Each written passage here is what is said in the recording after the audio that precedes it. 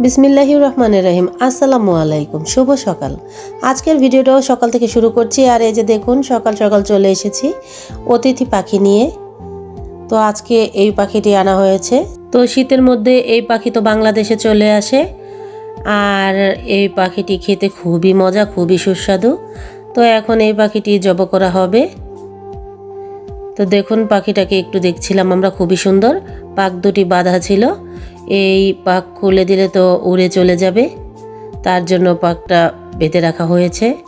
তো পাখিটি তত বড় হয়নি, ছোটই, কিন্তু দেখতে খুবই সুন্দর ছিল। আর আজকে এই পাখিটি রান্না করা হবে। তো এই পাখিটি এখন জব করা হবে। আর এখানে তো রোদে দিয়েছি বেসন, রমজানের প্রস্তুতি তো শুরু হয়ে গেছে। তো এখানে সব কিছু ভালোভাবে শুকিয়ে নিচ্ছি, এই রমজানে যা যা লাগবে আমাদের। তো সিমির বাবা গতকাল তো ভাগ্যকুল বাজারে গিয়েছিল, অনেক কিছুই এনেছে। তো সব কিছুই বের করে নিয়েছি, সব বাজার গুছাচ্ছি। তারপর রান্নাঘরে চলে এসেছি। আর রান্না করব আজকে পোয়া মাছ, আর হচ্ছে ঝাটকা ইলিশ মাছ। পোয়া মাছ বোনা করব, আর ঝাটকা ইলিশ ভেজে তারপর মরিচ মেখে নিব। তো এখন এই মাছগুলি ভাজা হবে। আর এই তো হয়ে গেল রান্না।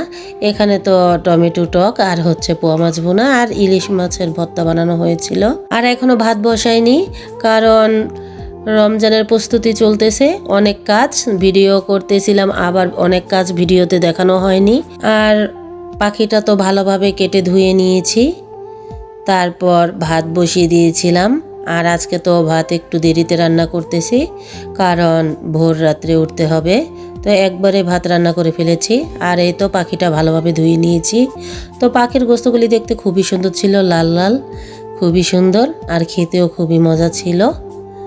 আর এই তো এখন পেঁয়াজটা ভেজে নিচ্ছি ভালো করে পাখিটা রান্নার জন্য। তো প্রথমে পেঁয়াজটা ভেজে তারপর তো এর মধ্যে আদা রসুন দিয়ে মশলাটা কষানো হয়ে গেল। আর এই যে পাখিটাও দিয়ে দিচ্ছি। তো পাখিটা খুবই সুন্দর ছিল, খুবই ঘ্রাণ, আর প্রচণ্ড তেল ছিল পাখিটার মধ্যেও। তো ভালোভাবে কষিয়ে নিচ্ছি আমি। তো আলহামদুলিল্লাহ খুবই মজার ছিল পাখির গোস্তটা। তো পাখির গোস্তটা রান্নাও তো হয়ে গিয়েছিল। তো আজকে খাবারের ভিডিওটা আর করা হয়নি।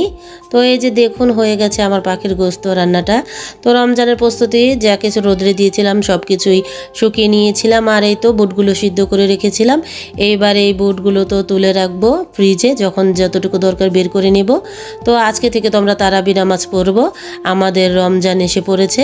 সবাইকে রমজান মোবারক। আল্লাহ হাফেজ।